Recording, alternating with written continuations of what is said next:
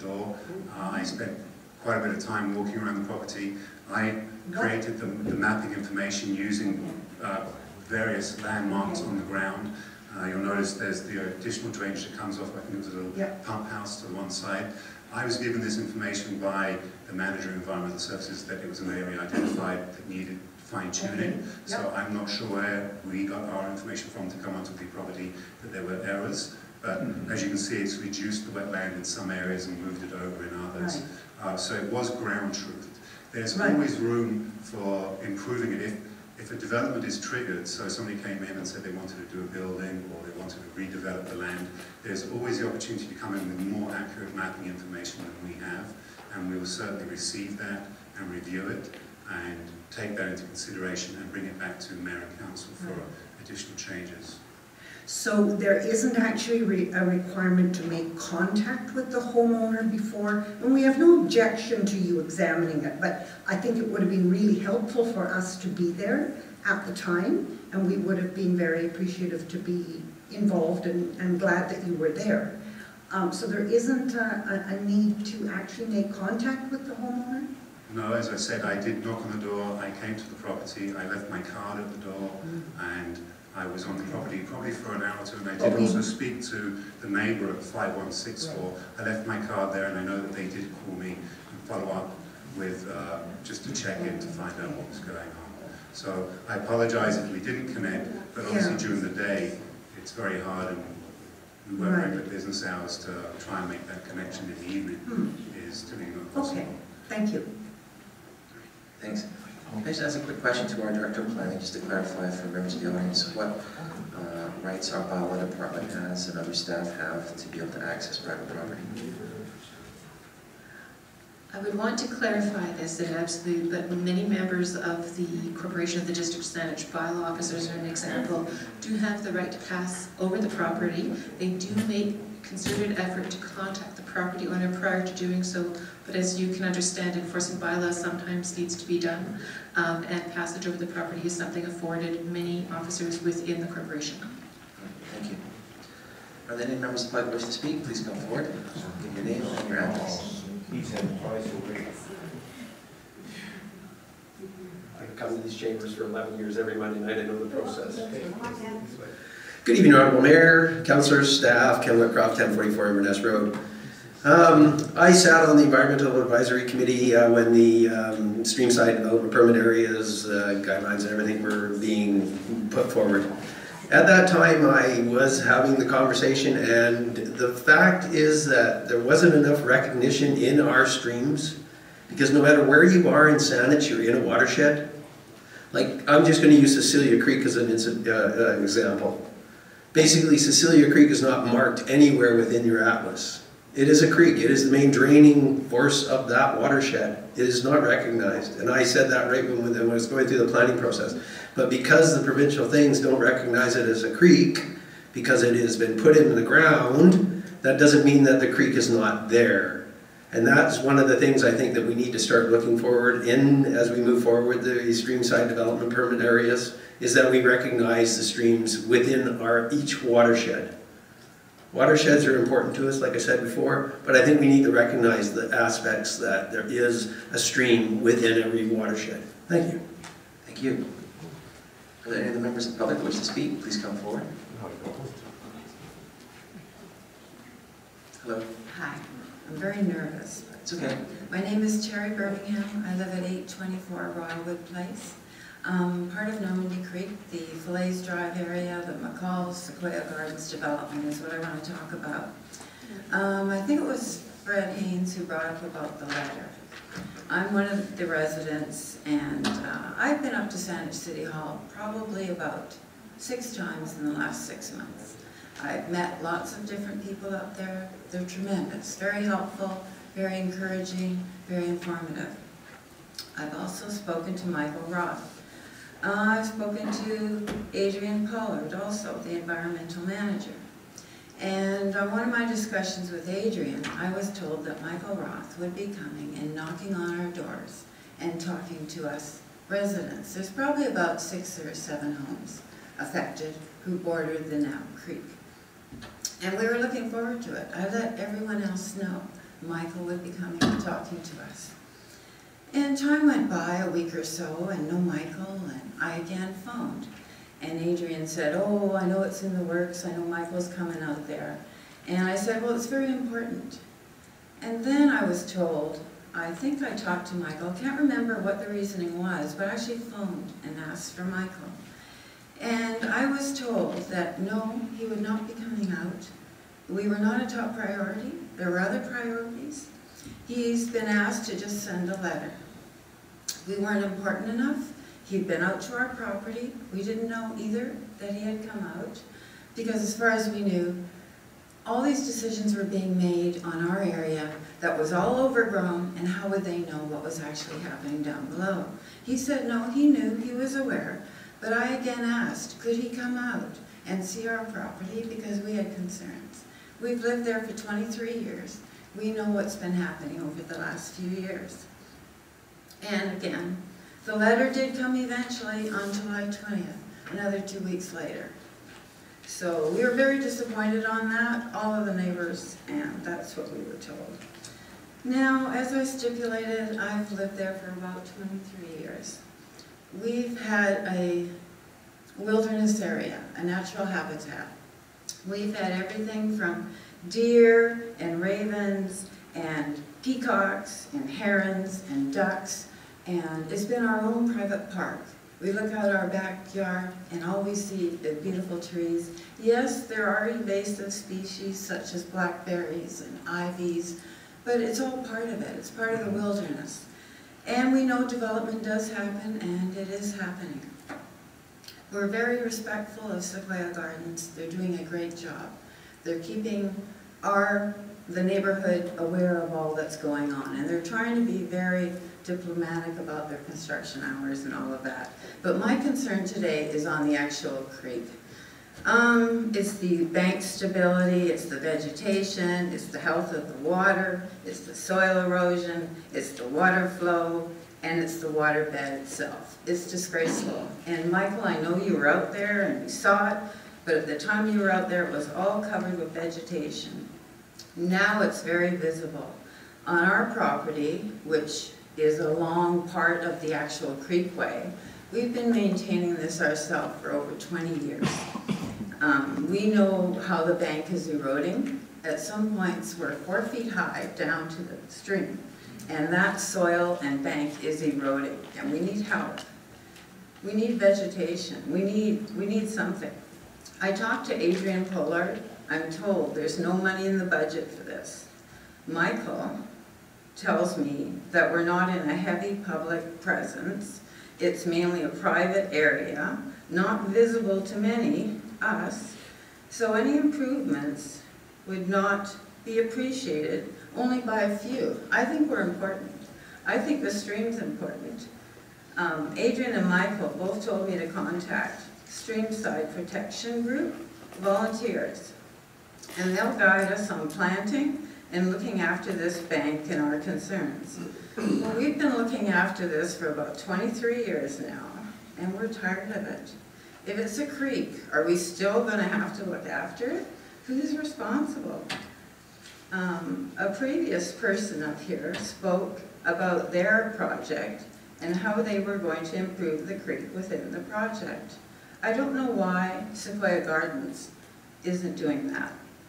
Originally, at one of our meetings, they told us they were going to improve the stream.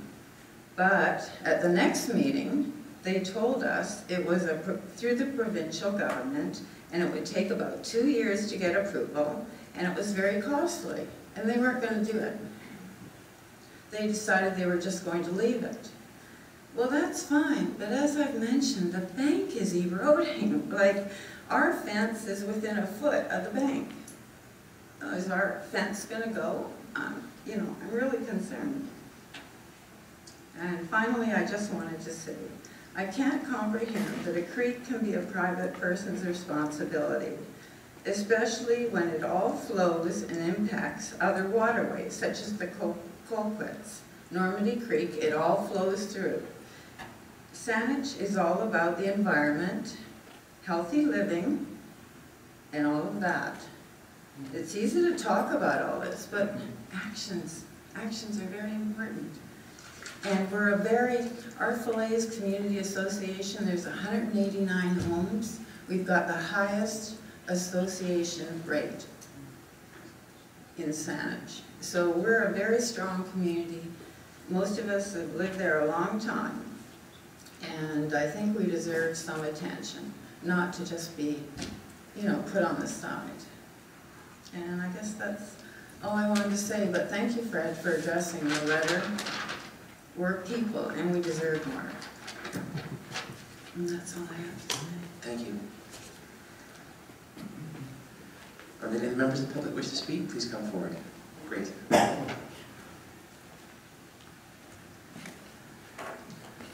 Good evening, I'm Stuart McPherson. I'm 832 Wallwood Place, which is on the south side of Normandy Creek. And I'm a little bit tired. I got on the plane to go out of the country 2 days before the letter on this amendment showed up, and I'm in jet lag right now. It's 3:30 in the morning for me. But anyway, that aside, I've been watching this McCall's development with a lot of interest, and I certainly endorse the comments that my neighbour made on the situation. I'm very concerned about the integrity of Normandy Creek. Its whole riparian area was compromised when the original subdivision was agreed to many years ago. But there's no reason now why, when we have a new development, we don't see that as an opportunity to protect the creek and actually restore the creek. So I just had, I guess, on the one hand, the good thing is that we've gone from the initial meeting with McCall's where Normandy Creek was referred to as a ditch, and there was no recognition that actually it is a creek, a stream. In fact, one of my neighbors told me of his acquaintance of his when he was a little boy growing up, he used to fish in Normandy Creek. And then we got the situation that where we have today, where the riparian area just doesn't function anymore. It doesn't carry fish anymore. There's no reason why we shouldn't protect the creek, because ultimately it still goes down the hill and drains into a fish stream. So I have, what I wanted to say is that there's been some progress in that recognition, but we haven't quite finished the job. The first thing is the map, which is in Amendment 3 on page 7 of the Atlas, shows a proposed addition for the creek, and the termination point is not quite there. The termination on the map is on the west side of my neighbor's property, and it actually goes all the way up his property, and it's only about 10 meters away from our property. And the creek actually carries on all the way up to there's a big culvert on the burial gardens property. And during the clearing by the McCall Brothers developer, the water's still running today. The water from under the culvert fanned down over a wide area, and they've actually pushed that back and constrained the creek. So, and that's an area of work which is not even mapped, not even shown on this new map. So we're not quite there yet in terms of mapping it. The second thing is that we got a letter from Saanich saying that under the Streamside Management Protection Plan, there's a 10-meter no-work zone on our side of the creek. But my understanding is on the north side of the creek, which is in McCall's development, it's 5 meters. So I don't quite understand why we have 10 meters on our side and 5 meters on their side. So that's an anomaly that I'd really like the planning to look closely at. And the third thing is that when I look over from my property into the riparian area, all the outside of 5 meters, all that vegetation has been removed, which is fine. But now all the vegetation removed all the way to the highway, and there's actually quite a nice grove of cottonwood trees that were standing right at the edge of the road, and they're all gone. They've left a sequoia tree, which is fine, but what I want to talk about is restoration. And what I'd like to see is, it's kind of tangentially related to what I'm talking about. I'd like to see a screen of trees planted along that highway edge to screen off the highway, and also we saw some of the cover for the creek. The other thing is, when I was at the McCall Brothers meeting, I talked to the arborists. They were mentioning that there was no money for the restoration work. They did have some plans to put some trees in, and they offered to come and show us at some point what that plan was, but there's been no follow-up. I haven't heard a thing. So I guess in summary, those 3 points I'd like planning to look into, and I think it would be a mistake to pass as amendment to number 3 because it falls short of showing the map of Normandy Creek. And if we don't get the mapping right, then we can't get the streamside management zone right, and we can't get the restoration work right. So that's my feelings. Thank you. All right, thank you. Are there any other members of the public who wish to speak? Please come forward. Anyone else who would like to speak? Calling for a third time? Okay, thank you to all the speakers that came forward. We heard you and we made notes. At this point, I'll turn it over to Council for a decision. Councilor Plant. Sorry, this won't be as exciting. I'd like to move that we extend beyond our 4-hour meeting.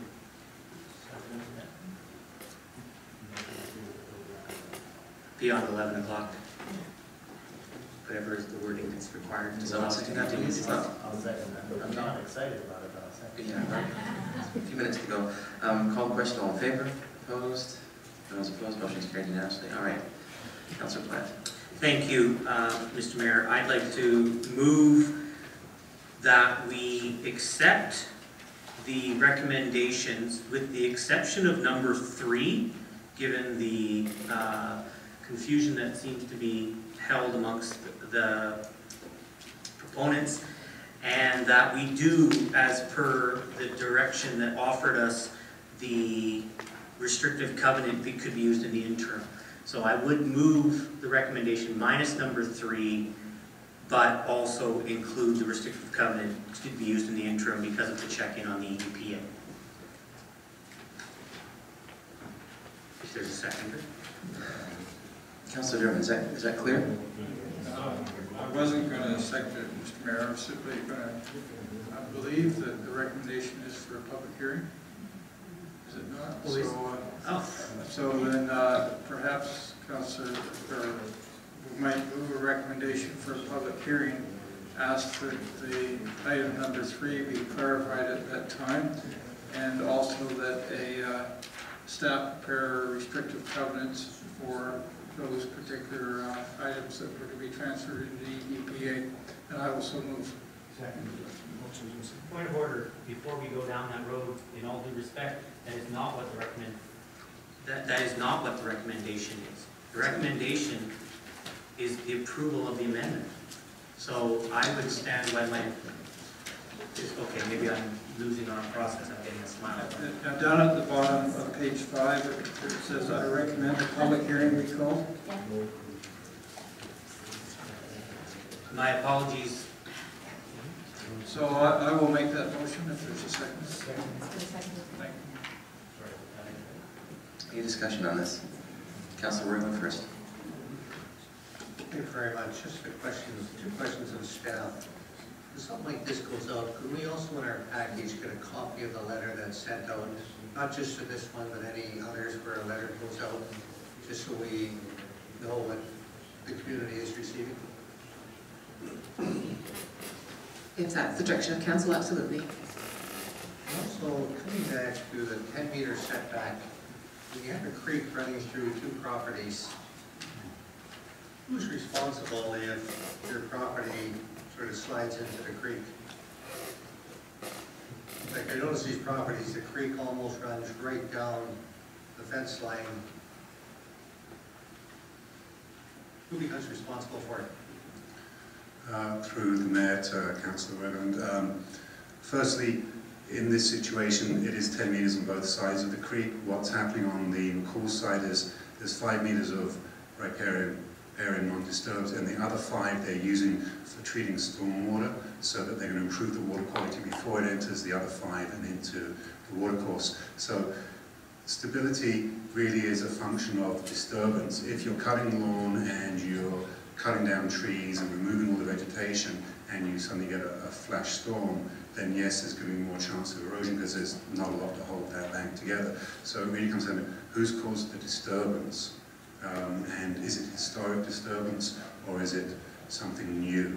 So is it something that we can change through restoration, or just simply leaving vegetation to grow instead of cutting grass, or is it something that we can restore? And how sensitive is it? So is it completely denuded at the time, or is there vegetation in there? Maybe you could help me on this question then. Coming back to the 10-meter setback on, I believe, 4 or 5 properties, and a couple of the residents spoke tonight. Are there fences within that 10-meter setback, or are they outside the 10 meters? There are fences within the 10-meter setback by virtue of the fact that those were there before we identified this as a watercourse, so they are essentially grandfathered in. There are provisions within our legislation to allow for fences. I believe it's as long as there's no native vegetation being removed, a fence can be constructed. So the fence could stay, even if it came down tomorrow, they could rebuild in the same location, as long as it's not right in the channel itself. Well, my question then is, who should be concerned about the fence falling into the creek? The owner or Saanich? Is it the owner? I believe it would be the owner, but Saanich could go out and identify that there's a problem and let the owner know if they're on site and aware of it. Thanks very much. Councilor Murphy? Yeah, thank you, Mr. Mayor. I just wondered, I think that the motion says that we're going to get number 3 clarified for mapping, that will still come forward for the public hearing, so I'm sorry, I feel good about that. And I just wondered if, for the benefit of the numerous folks who spoke to us, it sounded like some of the issues will be resolved as part of the development application for McCall's. I don't have a lot of insight into what's going on in the conversations that are taking place for that development. So perhaps we could be provided with some details about how those issues could be resolved as part of that application. And with that, I'd be quite supportive of this going to public hearing. Thank you. Any more discussion? Seeing none, I'll call the question on the motion. All in favor? Opposed? Motion's carried unanimously. Now, before we close here, because we're at the end of the agenda here, based on the comments that we heard from the public, these people have come here, sat here for 4 hours, and they're neighboring this creek, and there's some issues to it. I'm wondering if there's any interest from council for a motion to ask for a staff report that would also engage these neighbors on this creek, and just to clarify what all the issues are around this creek and their properties. Councilor Bryce?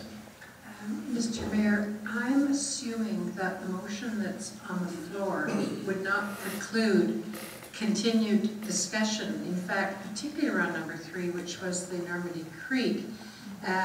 And since there's no sort of time sensitivity, this is amending an atlas, so let's not, get carried away about having to schedule a meeting too fast. Until all of that, folks get information they need, we get information we need, reports are produced, and then ultimately I would think that would come and be a part of the public hearing package. If that kind of would meet the sort of intent that you had, I think we've sort of got it in hand.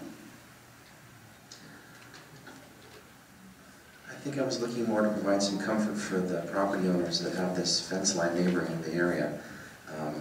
While they could come again to the public hearing, while some other neighbors could, I think we need a staff report that's specific to this particular creek. We've seen the Atlas amendments here on any number of these areas, but largely people were coming to speak on this particular creek, so that's why I made that suggestion. We heard comments on this side of the table that there was some unfamiliarity with the area, and certainly we've heard bits and pieces from staff, and I think a staff report that could put it all together could give some comfort to these residents. I'll make that motion. Second that. Second. Any more discussion on this? Councillor Sanders? Can I just ask, what did we, in the original motion, what did we say about number 3? Because that creates number 3, isn't it? Yeah. So didn't we ask to have a report or something about it already in the first motion? It might be getting late, I can't remember. we'll go back to the clerk for clarification of that. I think the motion was to just go to public hearing. I think it originally came forward to remove number 3, but then the motion that was actually passed was to send it forward to public hearing. It will go to That is correct. Number 3 is considered as a separate component within the referral to public hearing. So the properties have been referred to public hearing, but that additional information will be provided in regard to number 3 at the public hearing stage. So there will be more information in regard to number 3 coming forward for consideration at the public hearing as well. So, do we need another motion again if it's already included in the first motion? Belts and suspenders. That's good. Councilor German? I'm not opposed to the motion put forward. That was the intent of the motion I put forward in terms of going to public hearing. That's why I named number 3 and said that we would request additional clarification on the situation of number 3. Thank you. Okay, with that I'll call the question. All in favor? Opposed? Motion's carried unanimously. Thank you. All right, that brings the end of our committee of the whole. So, need a motion to adjourn. Madam Clerk, is there anything to ratify? No, Mr. Mayor, both items are going forward to public hearing. Nothing that we need to reconvene council for at this time. Good, I didn't think so. All right, so then we need a motion to go in camera under section 91, A, C, E, and I of the committee adjourned. Call the question. All in favor? Opposed? Motion's carried.